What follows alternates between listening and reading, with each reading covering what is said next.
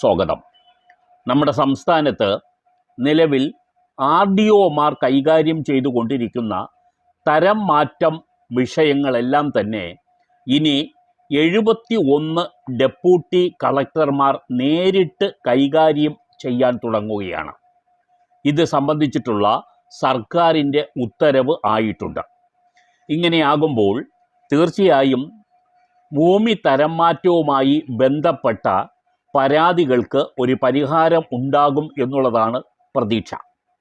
Online വഴി തരം മാറ്റത്തിന് ലഭിച്ച 4,52,215 ലക്ഷം അപേക്ഷകളിൽ 1,78,620 അപേക്ഷകൾ നാളിതുവരെയായി തീർപ്പാക്കിയിട്ടുണ്ട്. ഇനി അവശേഷിക്കുന്ന 2,73,595 അപേക്ഷ